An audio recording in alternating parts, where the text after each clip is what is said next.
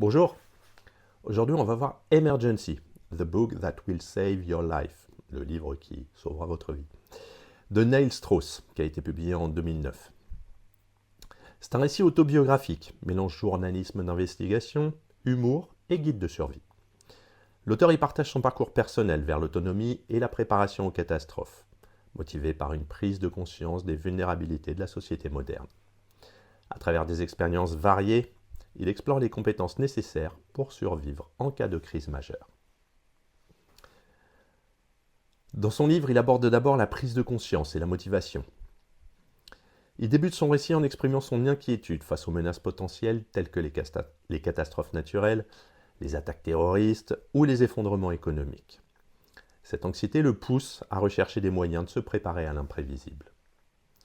Ensuite, il nous parle de l'acquisition des compétences de survie. L'auteur s'engage dans une série de formations pour acquérir des compétences pratiques.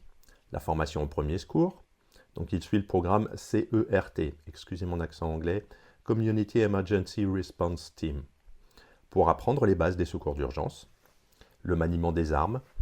Il s'entraîne au Gunsight Ranch, le ranch du site du flingue, en Arizona pour apprendre à utiliser des armes à feu en toute sécurité.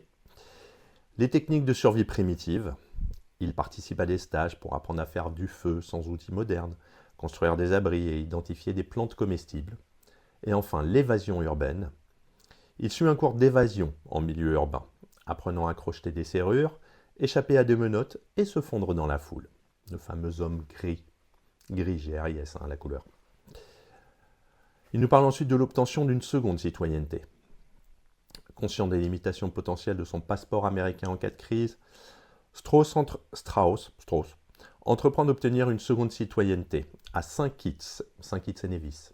C'est une île des Caraïbes. Il détaille le processus, incluant l'investissement requis et les démarches administratives. Alors c'est vrai qu'en France, nous, j'avais entendu dire, et j'ai regardé ça il y a très peu de temps pour le coup, on parle beaucoup de l'Uruguay. Puisqu'en fait, on demande assez peu de choses, on demande juste un revenu, même passif, et d'avoir, je crois, 100 000 euros, quelque chose comme ça, quand on arrive dans le pays et prouver qu'en fait, on peut être utile. Les expériences pratiques, finalement, donc pour tester ses compétences, Strauss se lance dans des expériences telles que vivre sans électricité ni eau courante pendant plusieurs jours, ou encore participer à des missions de secours lors de catastrophes, comme l'accident ferroviaire de Chatsworth en 2008. Qu'est-ce que c'est ce livre ? Eh bien, c'est un récit personnel et un guide pratique. Strauss y explore la psychologie de la peur et la manière dont elle peut motiver le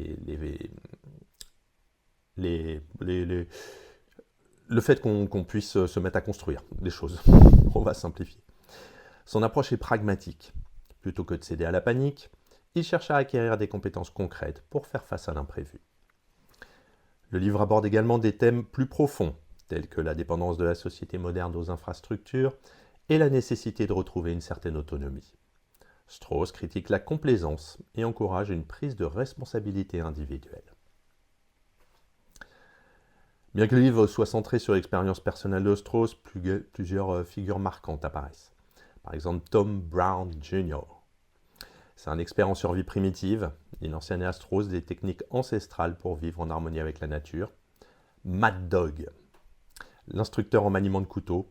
Il initie l'auteur à l'utilisation de cet outil polyvalent et essentiel en cas de survie, en situation de survie.